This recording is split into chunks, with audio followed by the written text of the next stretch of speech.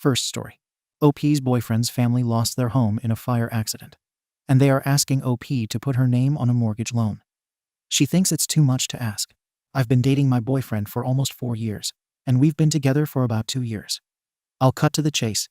His family, mom, dad, and sister, suffered a house fire in January, and they stayed with us in our 1-bedroom apartment for a couple weeks until their insurance got them a hotel. Now they are in the hotel. His family had 10 cats, and 9 of those cats are in the apartment with us currently. So it's me, him, and 9 cats right now. They pay for the food and litter, but I've bought them a cat tower and some toys. They've basically destroyed my couch. But I figured they would, and it was a cheap couch. This past Sunday, 2 days ago, they went to see a realtor to talk about buying a house. Where they lived was a place they rented for a decade, and the landlord was pissed about the fire, so they don't want to go back there even when the house is fixed. My boyfriend was supposed to be the one on the loan because his parents aren't citizens and would have to pay out the on a down payment. But since he has a social security number, he can get a regular rate. The problem is, he doesn't make enough on his own. If I went in on him for the loan, our combined income would be enough to qualify. If I go in on the loan, we could stay with his family in the house and save for our own home later. We'd have more space, which would be great because I'm trying to start a business, and I wouldn't be living in the 1-bedroom with 9 cats. But it's also a 30-year mortgage loan. He has told me that whatever I decide to do won't affect our relationship, but I'm afraid this will be for me. If I don't decide to go on the loan, his parents said they'll get a trailer and take the cats, but his sister 19 would still probably end up living with us because her job is close to us and she doesn't drive. I feel like I'm losing it. I feel like no matter what I do, I'm losing something. I'm so conflicted. I've asked the advice of my mom and some friends, and they think they're asking too much. But if I don't go in on the house, I'm still in this apartment that costs too much and adds an extra person to our space. So I'm asking, should I just let them put my name on the mortgage loan? Or should I accept that his sister will be living with us? I hate to add any more elements of stress to their lives because they've already been through so much, but now it's leaking into my life. A lot. My boyfriend's family suffered a house fire and is asking me to go on the loan with him so they can get a house. If I don't, they'll get a trailer for themselves and their 10 cats, and his sister will live with us. Help me pick my poison. Edit. So this got a lot of attention fast. I'd like to clear up that they aren't pressuring me, but it's obviously a tense situation for them because, it's their housing in the line. They're just kind of at the mercy of insurance paying for their hotel. It's a desperate situation and a desperate ask. I will talk to my boyfriend today about different options.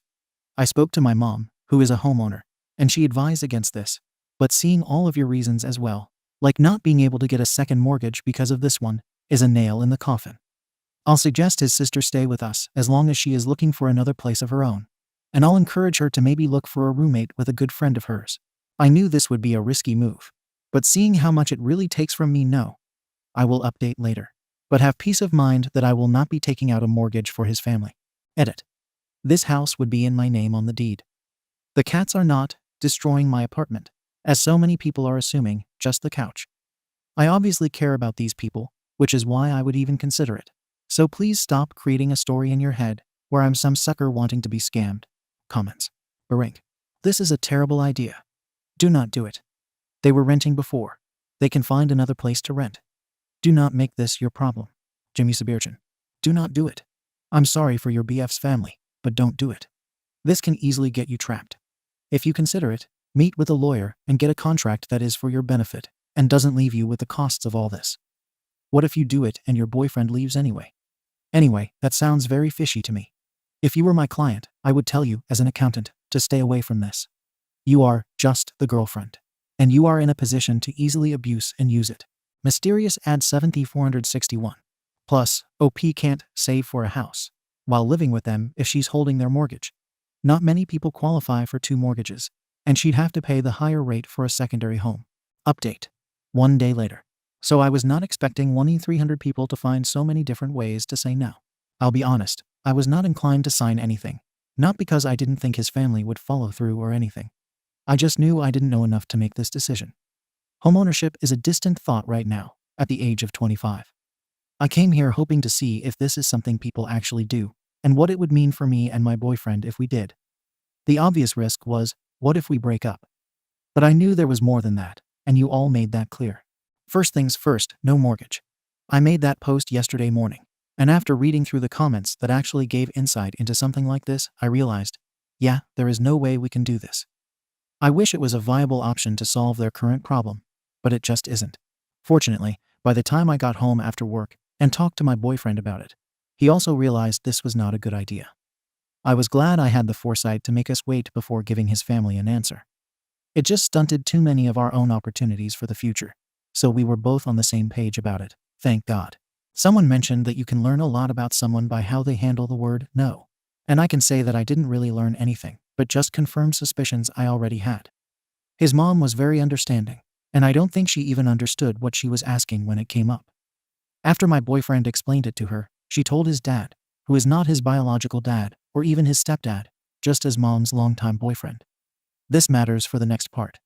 His dad did not take it very well. Before any of this, my boyfriend's parents told him they would help him get his credit up so he could take in the loan for the house.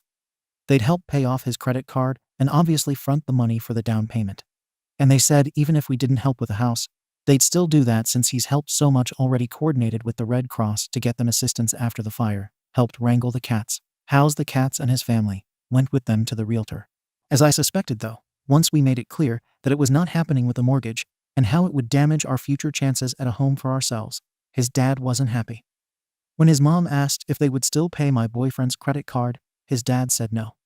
He didn't help us, so we won't help him, is how he put it, apparently. Yeah, like I said, my boyfriend's family is dysfunctional.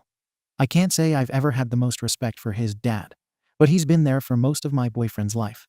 I have lots of thoughts about how this should go, but ultimately we are just going to try problem solving in different ways. Definitely no rushing into quick fixes. Maybe be less ready to help so his dad can see what that's actually like. Also, a note to you all as a collective. I understand that the world is full of cruel people, but I think a lot of you missed the context of this situation when you cast judgment on his family's intentions. This is a family that has been displaced by a house fire. They are immigrants who aren't completely and perfectly savvy about all the logistics of buying a home. The reality for a lot of immigrants is that they do rush into terrible solutions because they don't always think they have another option. They know they have fewer resources because they lack citizen status, and it's not uncommon for children to help their parents in extreme ways. And that doesn't just apply to immigrants. There are people all over the world taking extreme risks to try and better their situation. But since they have lived so long needing to think on their feet, they don't always feel like they can afford to look for other options. All that to say, practice a bit more compassion. I understand that this was too much of a risk for myself, but that's not going to stop me from helping them where I can. Comments. PM Merchiuahus. As a child of immigrants, I get some of the concerns. However, my parents bought and sold houses several times before they became citizens, including new builds. It's not impossible for immigrants if they have legal status here. More difficult, yes, but non-citizen immigrants buy homes in the US all the time. Oh, for sure. My mom is an immigrant, and her parents owned a home before becoming citizens here with my mom's help, I'm pretty sure. I think she would send them money sometimes. I know it's not impossible for immigrants to be savvy, but I've met plenty who are not. My mom currently works with families who have recently moved to the US to help register their kids for school, so I meet a lot of people in a variety of situations. It was funny seeing comments from people saying, "That's too many people in one apartment." I've met people who share a one-bedroom apartment with a whole other family. 2 families in one apartment. All I know is that some people have to work with what they have, and I can't knock them for trying. Saint Blaise. They are immigrants who aren't completely and perfectly savvy about all the logistics of buying a home. The reality for a lot of immigrants is that they do rush into terrible solutions because they don't always think they have another option. You're giving at least one person too much credit. Your boyfriend's mother's boyfriend knew exactly what he was asking for. OP. Did that man know it was too much? Maybe. But I personally don't put a lot of stock in his character either way, so I think it could be both ways. I do think people can be selfish without understanding what they're asking for. Second story. Fiancé snapped, and OP is unsure if she is overreacting. My fiancé and I have been together for 3 years and have been living together for 2 years. He's definitely a hothead. It's been a problem in the past, but he's a wonderful partner otherwise. He cooks, I clean. We both work, and we're best friends. We spend all our spare time together going on road trips, trying new foods, or just hanging out. He has in the past lost it over small things, followed someone home twice over driving, and yelled at them. He's an angry driver in general. He thinks no one can drive and is often speeding through traffic. His angry driving is an everyday occurrence. I let him drive because it's not worth the stress if I drive because he doesn't like it. He punched a hole in a closet door after a stressful day at work, and I sarcastically replied to his mood. He immediately apologized when he calmed down the next day, but it scared me at the time. This was a year ago. His temper is an everyday thing, but it's never directed at me. He also used to tell me to pack my things and F off if we were arguing. I'm definitely calm. Let's talk this out. He's an I don't want to talk about it person. He often feels attacked, and it's something we had to work through.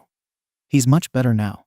He tried anger management, but said it wasn't working with his work schedule. His communication is much better. Apart from that, he's an affectionate goofball who treats me like a queen. He would do anything for me. I just have to ask. It's like a different person takes over. Oh, to the incident. We were going on a holiday this week, a 12-hour road trip, and we decided to leave at 3 a.m. He was sad he didn't sleep well, and I annoyed him because I wasn't ready quick enough. I wasn't. I forgot some things, and I admit that I took too long and we left late. We stopped an hour later to grab a quick service station meat pie. I don't really remember the conversation leading up to this. I don't even know if we were arguing. All I know is that his meat pie leaked onto his shirt. He swore, ripped his shirt down the middle like a Hulk, and threw it out the window. He proceeded to speed and had the angriest look on his face.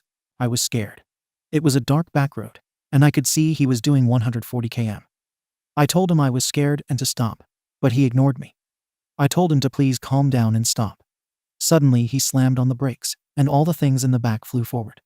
He turned to look at me and said, "There," before taking off again, only faster at 160 km. I sat there terrified to speak up again, and that we would hit something. He stopped not long after and told me to drive because he was going to sleep. He woke up 2 hours later and didn't say anything about it. It was an hour or so after he woke up, and he said sorry about before. I was really tired. I'm in shock. He doesn't seem to think it was a huge deal. It's been 2 days, and we've just moved on from it. He said nothing happened.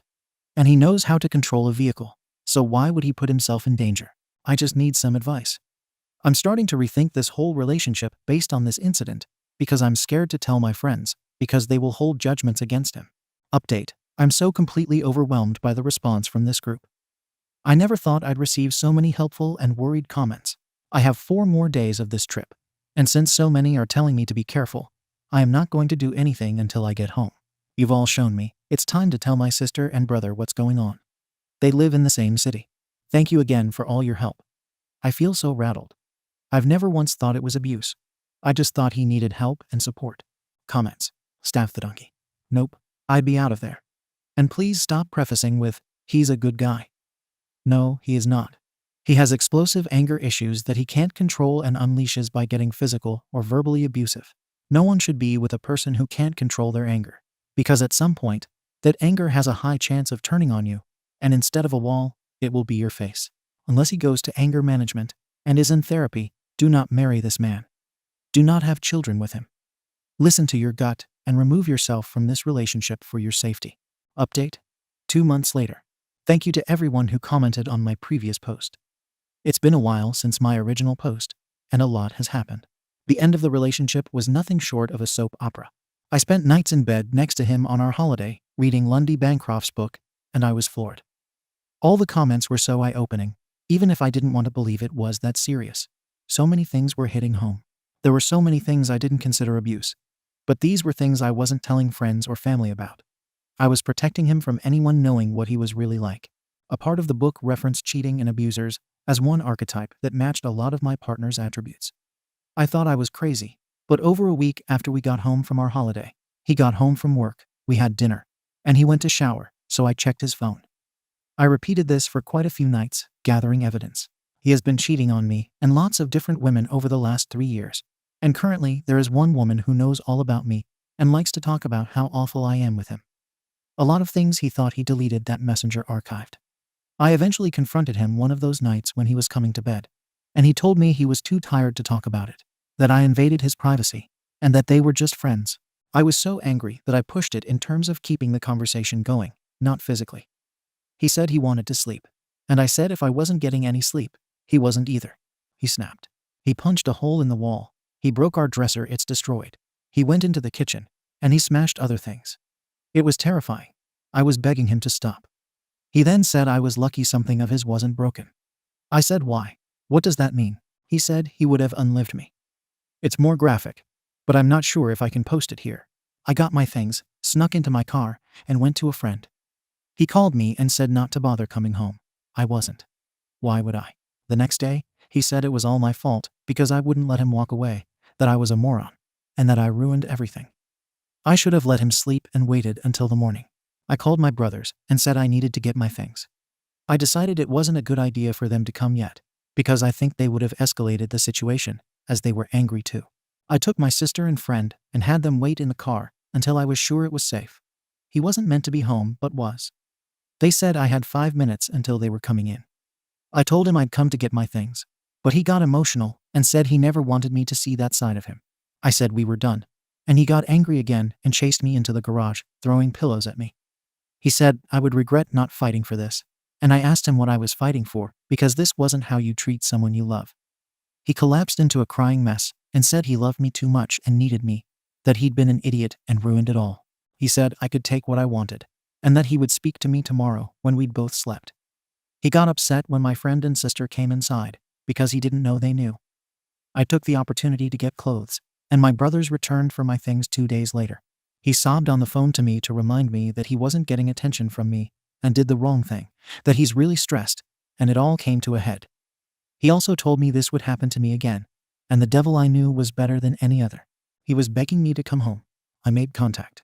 3 weeks later, he's posting pictures with one of the other women and in a relationship with her. I'm just floored by the turn-in of events. Thank you to everyone who commented. This man was an abuser, and writing here saved me. Please don't date angry men. Please realize that if there's physical violence of any kind, they're capable of worse. The cheating was a bullet I didn't see coming. I never suspected him of that ever in the whole 3 years, and I'm extremely embarrassed about being replaced so easily and being fooled so easily. I'm living with my brother. My self-esteem is in the toilet, and I guess I'm starting my life over again now. Comments. Remember Towel Day 525. Welcome to a new life.